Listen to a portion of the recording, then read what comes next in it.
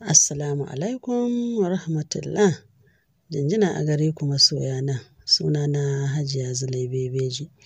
Ni ce nake kawo muku shirye-shirye masu ma'ana, masu daɗi a channel ɗina wato Gimbiyar Mata TV. Na fara kawo muku shirin tarihin Kananmu wato birnin Dabo. To yanzu ta sauya zani. Ina so in ci gaba da kawo muku wani shiri mai suna Tafiya Mabuɗin Ilimi. Tafiya Mabuɗin Ilimi labari ne wanda abin da duk za a faɗa a cikin labarin abu ne wanda ya faru a kan kaina ni Hajiya Zulai Bebeji. Ku ci gaba da bibiyar wannan channel tamu wato Gimbiyar Mata TV. Ku saurari wannan shiri Tafiya Mabuɗin Ilimi. Masha Allah. Zan fara da shimfiɗa kafin a san wace ce Hajiya Zulai Bebeji. Bebeji gari ne wanda yake da mutane nau'i-nau'i musamman Hausa Fulani. Akwai sadaukan attajirai, akwai manoma, akwai malamai, akwai alƙalai. Masha Allah, alhamdulillah. Gidan alƙalai wato alƙalanci ya fara a gidan alƙalan da suka fito a cikin garin Bebeji kusan shekara 100 da wani abu da ya wuce a baya. Alƙali Zangina, Alƙali Umaru, Alƙali Usman, Alƙali Salmanu, Alƙali Musa. Rahamatu 'yar Alƙali Musa ta haifi Salamatu.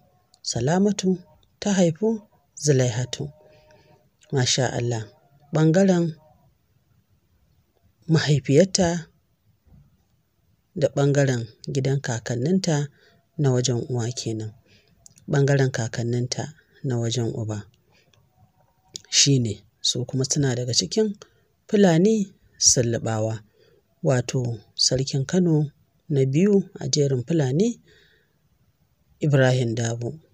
Shi ya haifi 'ya'yaye guda 3 wato a ciki akwai Usman ɗansa na farko, akwai Abdullahi Maji-Karofi ɗansa na biyu, akwai Bello. Sarkin Kano Bello shi ne ɗan Ibrahim Dabo na 3. Abdullahi Maji-Karofi ɗansa na biyu shi ne wanda ya haifi 'ya'ya masu tarin yawa. Dan 'ya'yansa sun haura 100 da wani abu. Shi ne sarki mafi yawan 'ya'ya a masarautar Kano. A cikin waɗannan 'ya'ya nasa guda 19 sun yi sarauta wanda har yanzu sarauta tana hannun tsatson Abdullahi Maji-Karofi. A cikin 19 3 sun yi sarkin Kano, guda 16 hakimai ne a masarautar Kano. Muhammadu Tafida hakimi ne a cikin 'ya'yan Abdullahi Maji-Karofi wato Tafidan Kano. Shi ya haifi Sulaimanu. Sulaimanu Madibbo ya haifi Salamatu.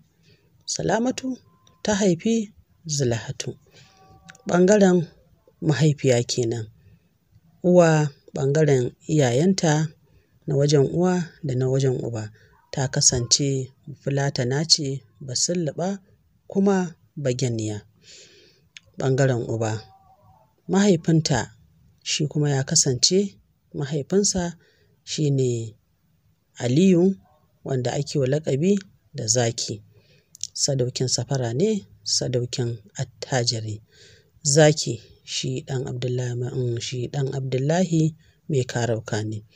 Abdullahi Mai Karauka sadaukin safara, sadaukin attajiri wanda ya bayyano daga arewa da barori da raƙuma da gangaminsa gaba ɗaya.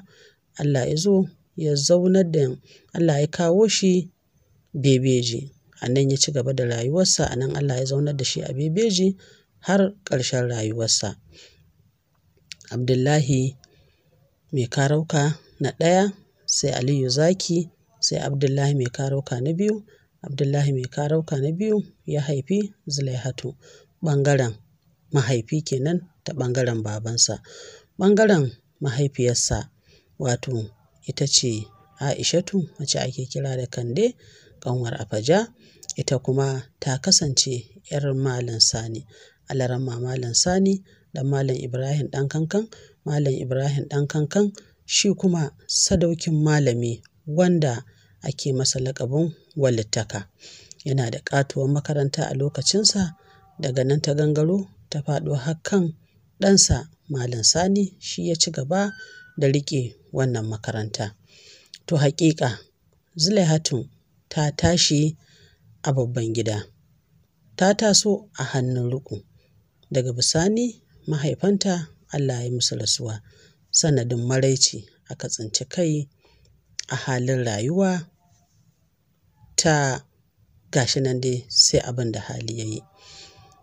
Ga maraici na iyaye kuma aka zo aka samu akasi a wajen aure.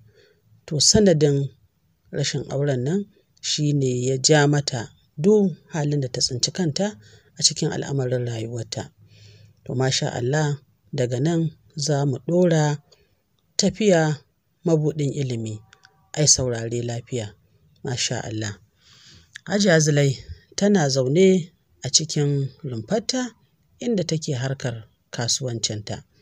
Sai Allah ya kawo wani dattijon alƙali wanda dama ya saba idan ya taso daga gurin aikinsa yakan yi zango a gurin ya huta, ya ci abinci, ya sha ruwa, ya ɗan yi hirarsa, ya tashi ya tafiyarsa. To sai ya ga irin yadda ake ta hada-hada a gurin, sai ya ce, ni ko yarinya in baki shawara mana, yadda kasuwan nan take kanki ya kamata ki yi ƙoƙari ki halarci aikin hajji ki sauke farali. Idan kuma kina ganin ba za ki samu damar hakan ba, to akwai ejen wanda zan haɗa ki da shi, wanda zai yi miki aiki ko da na umara ne, irin aikin umara da ake yi, sai ki jefi tsuntsu biyu da hoge ɗaya. Idan kika je daga umara sai ki zauna ki aikin hajji sai ki dawo. To haƙiƙa wannan shawara ta shiga ƙwaƙwalwar wannan baiwar Allah Zulaihatu. Sai ta ce to shi kenan malam, na gode, amma ba ni da ejen ɗin kamar yadda ka faɗa, yana da kyau ka haɗa ni da ejen ɗin naka. To fa lillahi alhamdu, ranar nan sai gashi sun zo da shi da ejen ɗinsa. Ya ce yarinyar nan na yaba da hankalinta, ina so za ka yi mata aiki ta je ta yi umara ta huta, idan ta yi aikin hajji kaga shi kenan ta sauke farali sai ta dawo ta ci gaba da al'amuranta, saboda na fuskanci yarinya ce wacce take da nasibi. To a nan suka gama maganganunsu na cewar za a yi mata aiki daga irin lokacin watan Rajab zuwa Sha'aban, idan ta je ta yi azumi a can aka yi aikin hajji sai ta dawo. To magana fa wasa farin girki ake yi. Rajab ya wuce aka yi azumi, aka shiga kuma biza ta aikin hajji. Sai ce to babu matsala, za a yi miki aiki a lokacin aikin hajji, sai a yi miki biza international. To biza dai international Allah bai sa ta samu ba. Aka gama aka shiga maulidi. To da maulidi ne dai abin da ya faru. Biza ta ƙi samuwa, tafiya ba ta yiwu ba, an bar Zulaihatu da fasfot a hannunta. To sanadin wannan takaici ne ya sa Zulaihatu hatta ma haƙura da zancen wannan tafiya. Shi kenan ta yi aurenta, ta haƙura, ta ma fasa tafiyan nan. To wani dalili sai ya sake tasowa. Sai ta ce kai, ai fa ya kamata in yi tafiyan nan, saboda idan ma aka zauna za a tsinci ɓacin rai a game da wannan aure, an kasa samun nutsuwa da shi. To shi ne fa ta sake taso da maganar tafiya. Wanda zai mata aikin tafiyan nan, wanda zai shirya mata wannan aiki na tafiya, shi kuma da ya dinga haka abu dai bai yiwu ba. Ƙarshe Zulaihatu ta saka fasfot ɗinta a cikin jaka, ta sallama da mai gidanta da 'yan uwanta, ta ɗauki hanya gabas manema lada, wato Borno. Ikon Allah, za mu tsaya a nan, ku ci gaba da bibiyarmu. Insha Allahu zan ɗora daga inda na tsaya. Ma'assalam.